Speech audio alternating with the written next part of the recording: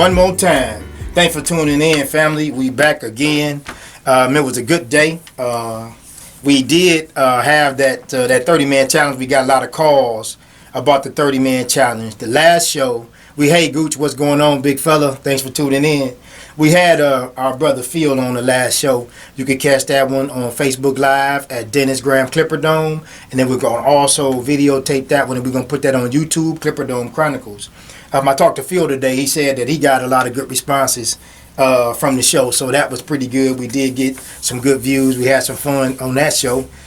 So Phil is with Dads Against Destruction, so he left some information there, so y'all could catch up with him if you want to check that out and reach out to Phil.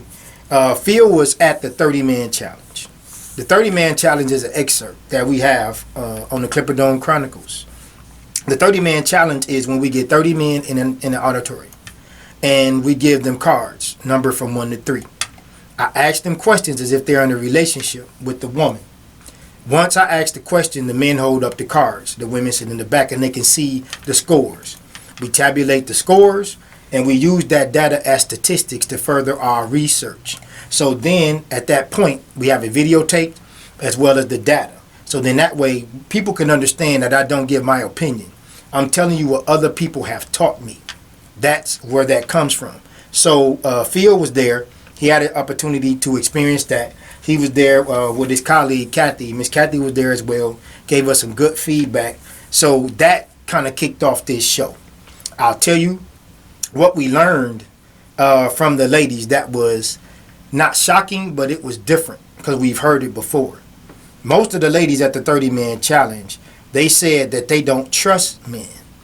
So what we put on Facebook today, that was the question. Do women trust men? So that's what we want to talk about tonight. We want to come from that perspective. After we had the 30-man challenge, then we broke it down into a forum. So then we had our relationship forum portion of the 30-man challenge. So what women found out, we showed the answers to the ladies. And they heard something that they've heard before, but we want to get more specific with when they saw the answers that the woman has the power. So let me be clear when we say what that means. Women think the power is in the sex. Sex is most definitely a part of the power, but it's your feminine energy is what attracts us. The direct opposite of the masculine energy is the feminine energy. That's what we are attracted to, and that leads us to the sex. The organic subconscious thing that we don't understand as men, and what women may not understand, is that they are attracted to our masculine energy. The more masculine a man is, the more attractive he'll be to a woman. The more feminine a woman is, the more attractive she is to the masculine, to the man. So now we're in a situation today where we're trying to switch up these roles in this order. And that's on the surface that works, but at the core it does not. A woman will feel that masculine energy and be automatically drawn and attracted to it. The same thing for the man. The man is going to automatically be attracted and drawn to the feminine energy. So when we had the 30-man challenge, I want women to understand that the power is with the woman. When I asked the men who had the power, I faced the ladies because I didn't know all of the men that were there. But what I wanted to make sure is they didn't see me prompting the men and helping them respond. So I was looking at the ladies, I was facing them. And I asked the men who has the power. And all of the women seen the men simultaneously say, the woman. So now, ladies, I want you to understand. The misconception is that you have to cattle prod him, that you have to poke him, that you have to draw him in. When you have the power to attract that man, it's going to be effortless. It's going to be light. It's not going to be a lot of things that you're going to have to do to get his attention. When that man is for you, when you have that power, it won't be a lot of things that you have to do to get his attention. So now, the power with a woman, we have to go deeper into that. So we have some situations and some excerpts set up tonight so that we can help you and I can explain what I mean when I say the woman has the power. So after the 30-man challenge, we showed the answers to the women to let them know that they had the power. So now we're going to go deep into this. At the core, Imagine a sphere. Okay, you got the earth, and then you have the core. There are different layers to that sphere, to that earth. 85% of the females at their core want to be married and have lifelong healthy relationships. So imagine that the layer of the earth from the core to the surface. When the woman gets to the surface, she is usually stripped of her willingness to pursue the relationship goal. Now let me explain that. At her core, the 85% of the females that want that healthy longevity relationship or marriage, by the time they get to the surface, there are a lot of trauma, there's a lot of baggage, there's a lot of triggers, there's a lot of disruption, there's a lot of dysfunction that she went through. So now that she's on the surface, now that she's from her core, maybe 15% of the women want to be, they're willing to pursue and do what it takes to be in a healthy, viable relationship. Only 15% of the women, after they get to the surface, are willing to be in a healthy, viable relationship and pursue it, and be willing to do what they have to do to get the man and be with him for long term. So now that's coming from a lot of triggers and trauma, a lot of societal issues, institutions and organizations. So now we're going to put in some duality, because just as we had a direct opposite, we got male and we have female. So now we're going to go to the man. As the man, at our core, 15% of us at our core want to be married and have healthy long-term relationships. But because the woman has the power, by the time the man gets to the top of the sphere from the core, there are different organizations, there are different institutions, there are different things cultures that he's influenced by that makes him want to be married to the woman, because the woman has the power. So if the man at his core, 15% of us really only want to be married. Now, when we get to the surface, because of religion, because of the culture, because of the organizations, because of the institutions, that makes us want to get married, because the woman has the power. We don't have to want to do it. We don't have to like it, believe it, or understand it. We just respect the fact that the woman has the power. So when we get to that point of the duality, where the woman at her core, the female, 85% of them want to be married and have healthy long-term relationships. But when they get to the surface, only 15% of them are willing to do what it takes to pursue the healthy long-term relationship through her deeds and through her actions. So now when we say that's not really her fault, because now in her 20s, she was dating young dudes, little boys, and thugs. So she's taken that group and that set, those young men that were in training, and she's putting that weight on a man. Now she's 30 and 40 years old. So she's going back through her baggage, back through her past, and she's assigning that misdirection and that dysfunction that she made those bad choices with to the man that she's currently with. That's where the trust issues are coming from. So when the woman says she doesn't trust a man, was she dating a man in her teens and in her 20s? Probably not. It's going to be very, very hard for a woman to be in her teens and her early 20s and have a man. So what we're trying to get down to here is, if a woman doesn't trust a man and she wasn't with the man in her teens and her early 20s, we have to put this in its proper context. So now the men are having to handle the baggage and the past transgressions of young boys, dudes, and thugs. So now we're going to have this piece. That's why we're doing this today. Because in the 30-man challenge, the women said that they don't trust men. So fellas, we got to respect that. But then we have to put it in context. We have to understand that they have been raped. They have been beat on. They have been, guys did take their money. They have taken them down through there. But now, so we have to sit down. And we have to touch her mind before we touch her body.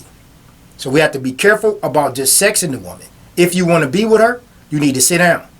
And you're going to need to find out what that past looks like. You're going to have to unpack those bags. You're going to have to understand what her triggers and traumas are. What is her dysfunction?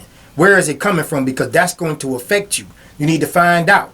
Who was she talking to previously? How many men has she had in her past that tried to destroy her? How many men got in her, how many young men, how many dudes, how many thugs tried to destroy her, did take advantage of her? And then how did she process that?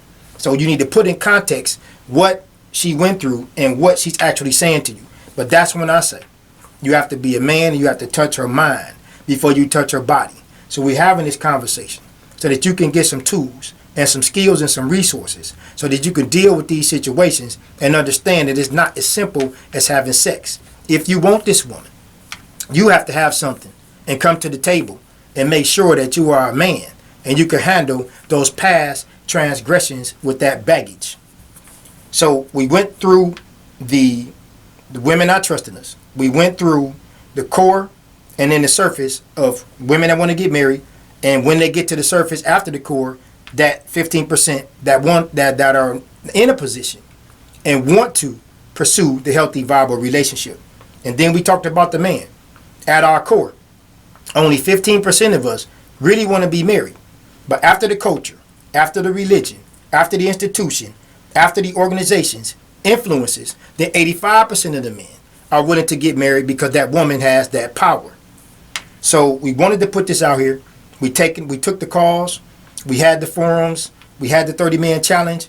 It's been a little intense, so I wanted to put this out there because we had to connect this to all of the other research that we had. So now we want you to, if you can, send a question, or of course you could call in. That's the phone lines are open. You can type in a question or a comment, and we can use that also for the research and the other things that we're going to do. So when we get to as far as men, 15% of the men don't really want to get married. That's at the core. I'm not saying that he won't do it on the surface. I'm just telling you, ladies, if you are married and you want to try this, go to your husband and tell him that you will release him. Tell him that you can get divorced, and tell him you don't have any problem if you guys are not together. So when you do that, you will understand that at his core, he's only getting married because of you. He's not getting married because that's what he wants. He has been influenced by a culture, by a system, by religion, by his family to do those things. But you have the power. So don't underestimate your power. Don't take the 15% as a negative. Okay, we got a question. Mr. Torrey said, hold on one second, family. So we don't want the woman to misunderstand that she has the power. We want her to know that she is very powerful and she can control what's going on. So Mr. Torrey said, why do women go through their man's cell phone? Okay, that's lack of trust. And is it right? I would say if the man is doing something to make her take those actions, we got to figure out if he did something to trigger her to do that. Now, if he didn't, they needed to sit down with his woman and see why is she doing that. Because again, this is what I'm saying back to the past transgressions. If the dude and the thug and the brother before her hurt her, then she's going to do those type of things because in the past somebody cheated on her. So you have to unpack that baggage. You have to make sure you understand her insecurities, her triggers, her trauma. Right back to what we were saying before. So it's not right if you didn't do anything to trigger that woman. And then, so what I think about that personally, again, this is why I'm doing this. Because I want you to understand, before you touch her body, you better make sure you can deal with her mind.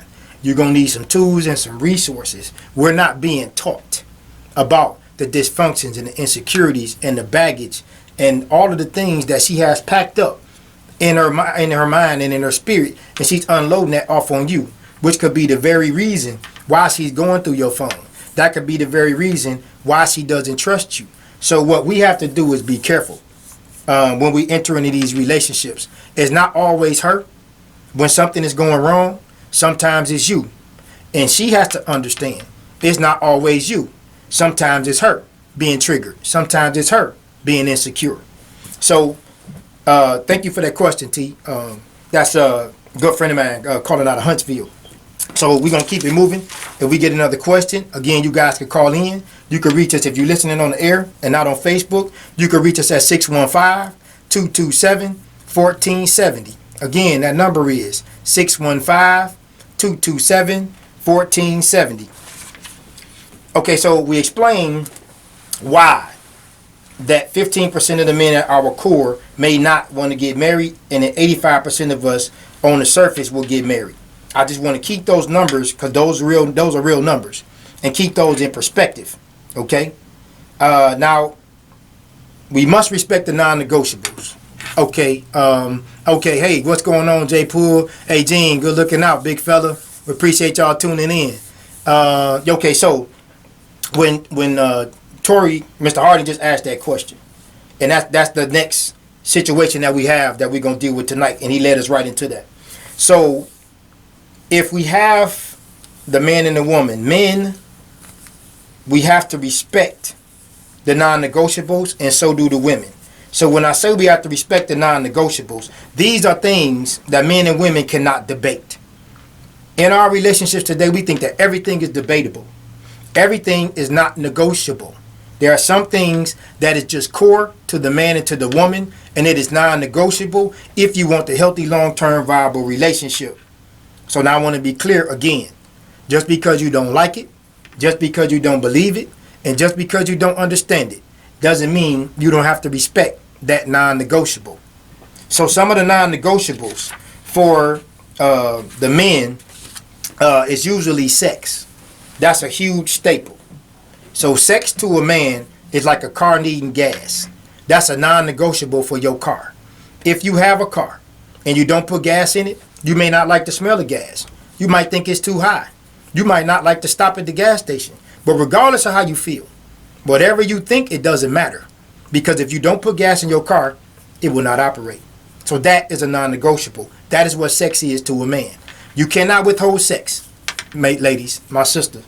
If you withhold the sex that you both agree that he should have in your relationship, you are asking for it.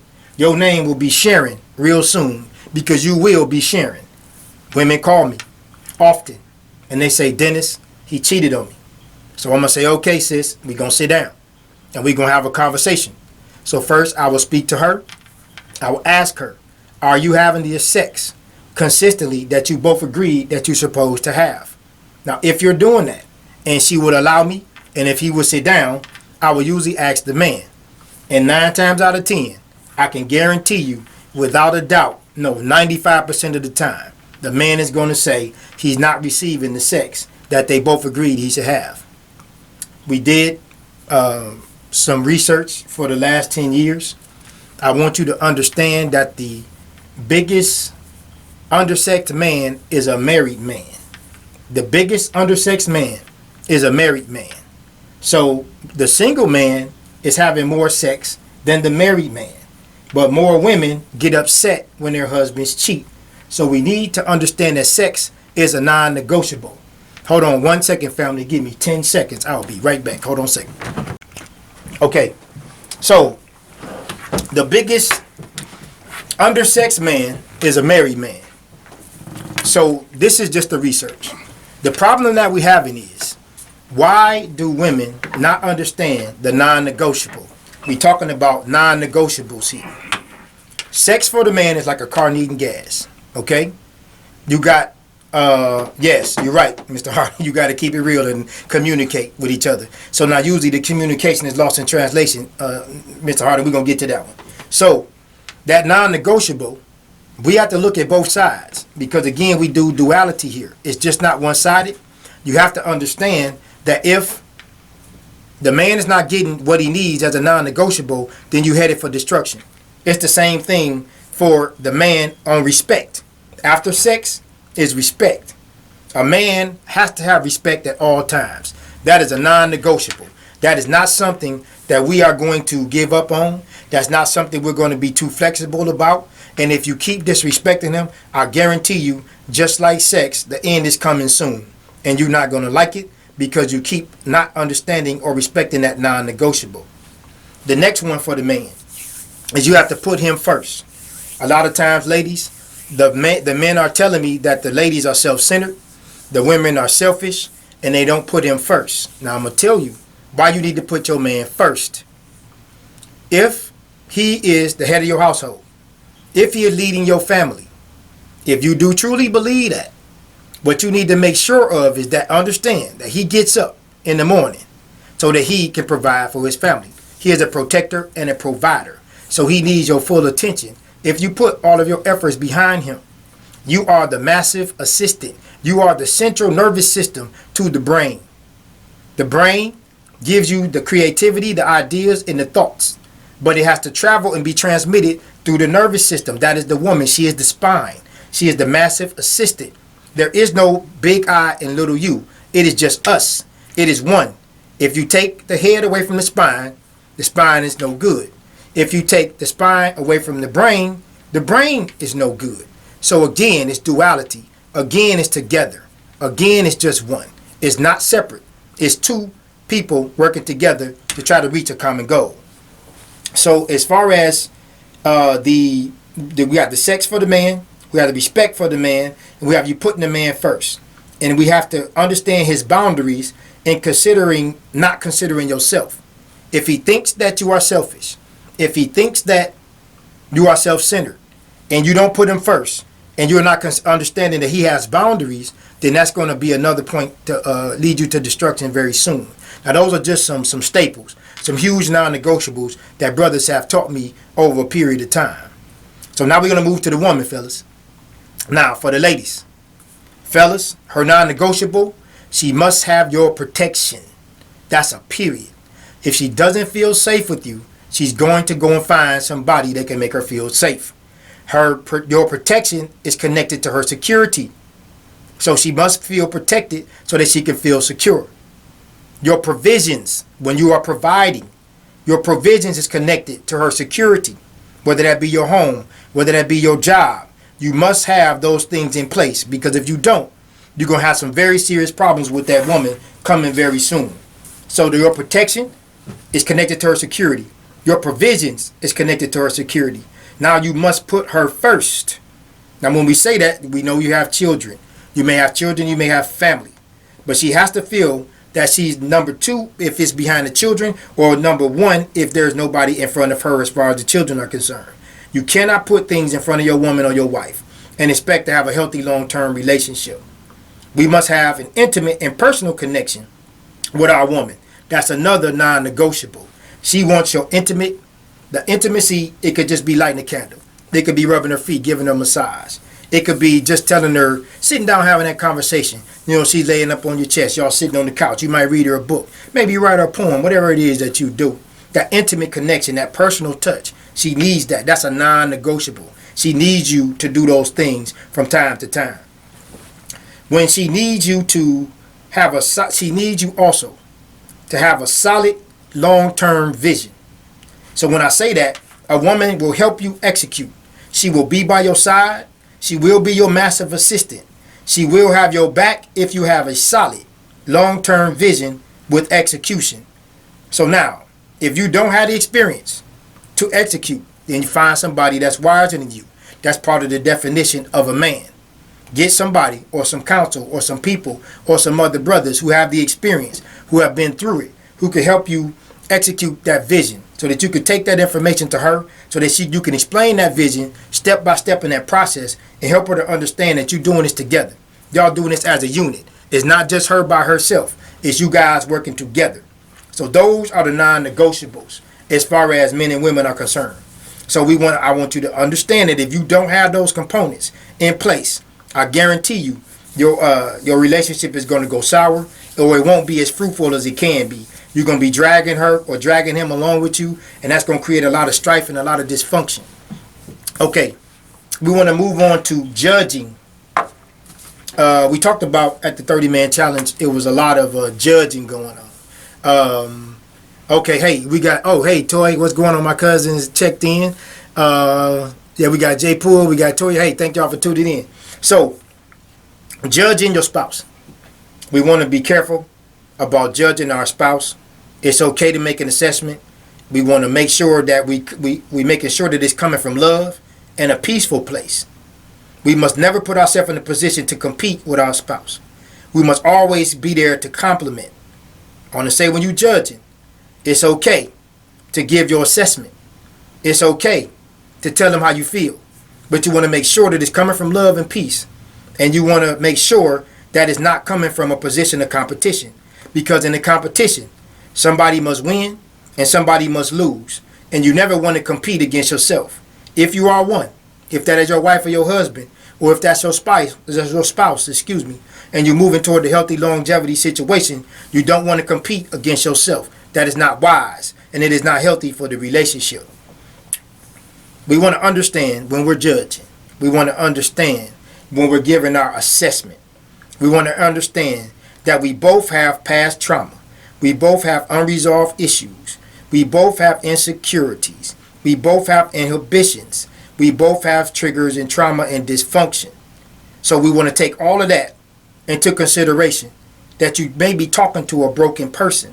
So you're going to have to be very mindful of what they may be going through when you're assessing or judging who they are and what they just did.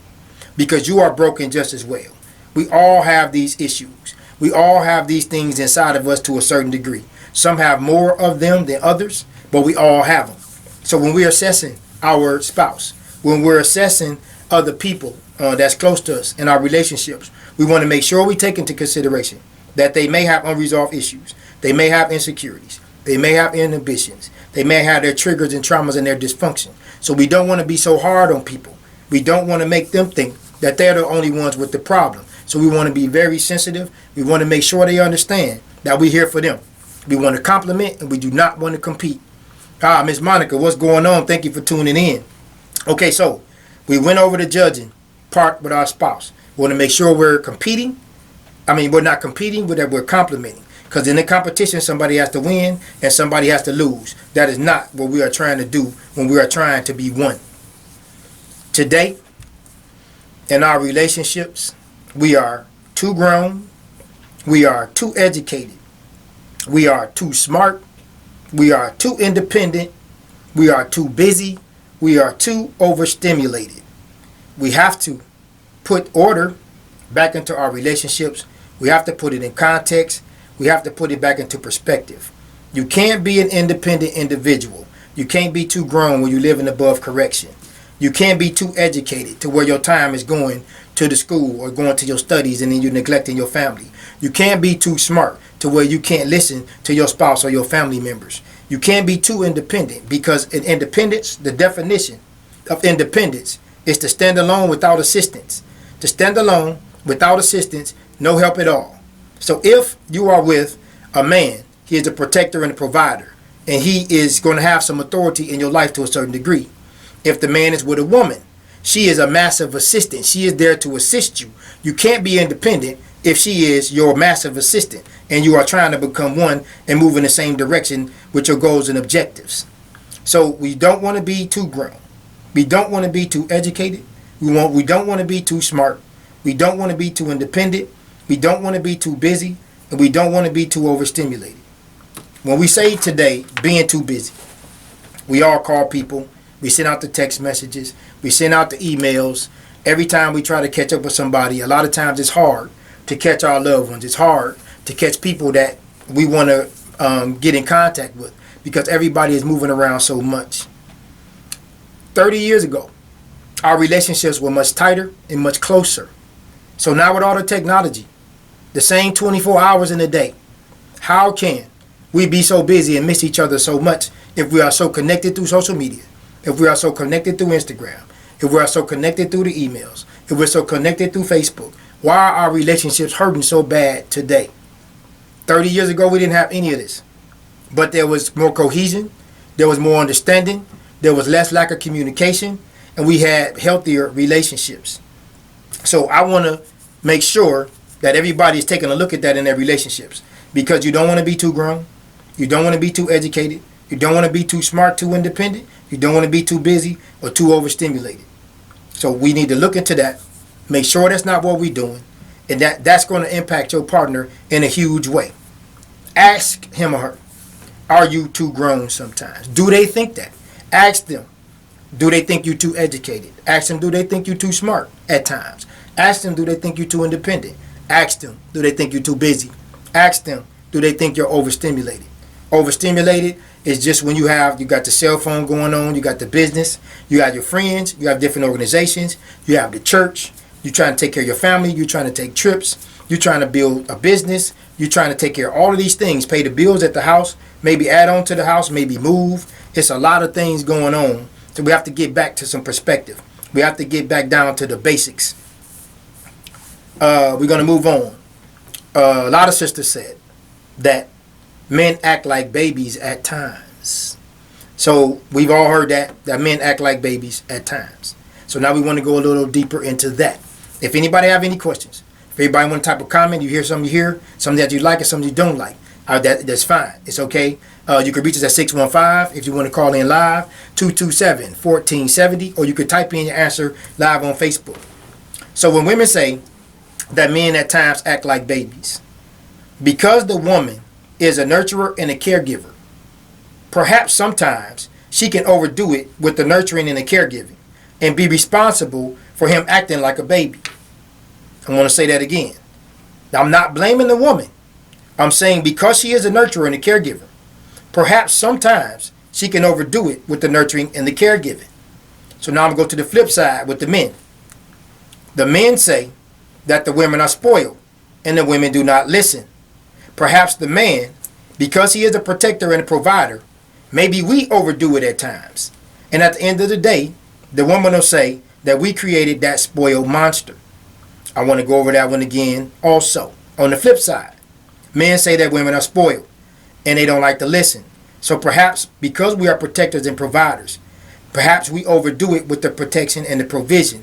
And then at the end of the day, the woman will say that the man created this monster. So we're looking at women saying that men are spoiled, that men are big babies. And then I'm looking at the fact that men will say women are spoiled. Perhaps because of our nature, because of duality, because we both see it the direct opposite. Maybe we have a part to play in that. Maybe we need to look into the woman over nurturing, the woman over caregiving, which makes him look like a baby to her. And maybe because we give too much, we over provide and we over protect, we make this spoiled monster. So we did take a look at that. It's not always the other person. It's sometimes, hey, Ms. Holmes, how you doing? Thank you for tuning in. Sometimes it's not us. Sometimes it's them. But we have to put some tools and resources in place. How do we check that paper? How do we find out who is at fault so that we can correct this wrong? Without judging, we want to come from a loving, peaceful place when we pass in that judgment or when we're giving that assessment. I like to say assessment because judging usually means competition. We know in our relationships, we don't want to compete. We want to compliment because in the competition, somebody has to lose. So we want to be very understanding when we get past in that judgment and we coming from a loving and a peaceful place. A lot of things that we're discussing tonight comes from us being dysfunctional as individuals. A lot of this tonight comes from the research that we've done. A lot of these things tonight is coming from the different excerpts. It's coming from the videos. It's coming from the process and the research that we've gathered up to this point. So we've all heard a person who had a near-death experience.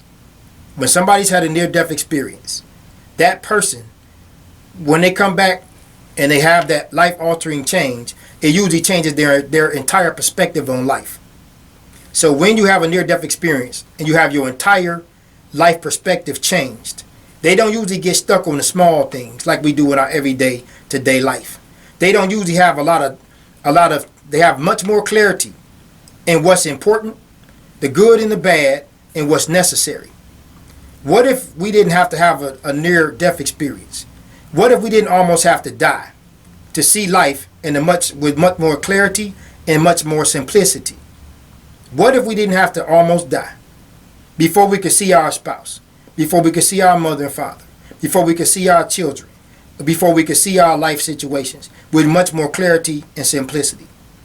What if when you had that near-death experience, if it's connected to your health, if it was a cancer, if it was almost a fatal accident, if it was something to do with sugar diabetes or a heart attack, you usually, after that near-death experience, you change your health totally and you simplify life and you put things in perspective. With our loved ones, when we had a near-death experience, you've heard people say that their life flashed before them. You've heard them say, I saw my mother, I saw my grandmother. Then when they come back, they have a much more clearer perspective and it's much more simpler for them at that point. The lifestyles, they usually change their lifestyles. And of course that's connected to their health. that's connected to their family, that's connected to their job and everything around them, because life is clearer at this point. Even their spiritual connections. A lot of people, after they have that near-death experience, they have better spiritual connections with their in their lifestyle. So whether that be their God, whatever it is spiritually, they connect to the higher power that is bigger than themselves. So these things that we talked about this evening. Once we started, we talked about what is a man and what is a woman. Okay, that's video number 2 on the YouTube Clipperdome Chronicles page. Video number 3, we talked about knowledge versus experience.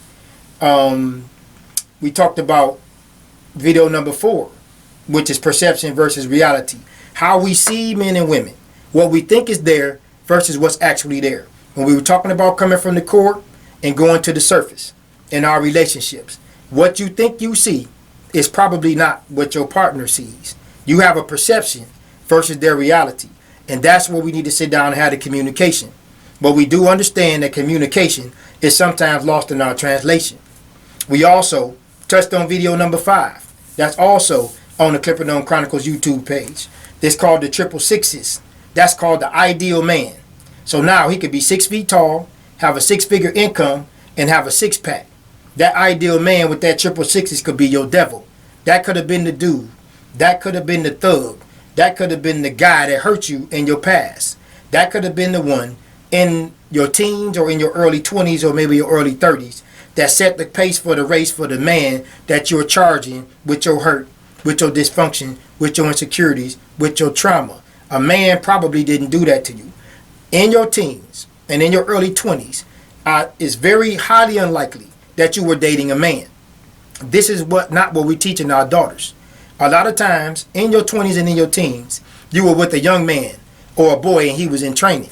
So now if you're in your 40s and 50s or in your late 30s, you probably with a man or a mature man. So you have to be careful about charging him with those past transgressions. So you have to first know what a man is before you could charge him with something that a boy or a dude or a thug did with you. So when you're talking to your son, or if you're talking to your daughter, you have to help them understand that they are in training. They can't expect to have a healthy, viable relationship at 19. The difference in 40, 50, 60 years ago, yes, people got married at 14, 15 years old. But the community, the organizations, the community, the family, the culture respected the marriage. Now we don't have those vices in place. So now when we lose those morals and those morals and ethics, we can't expect to have healthy, viable relationships with so much trauma, with so much dysfunction. It's not going to be possible at such an early age. We went over everything pretty much. We did the 30-man challenge.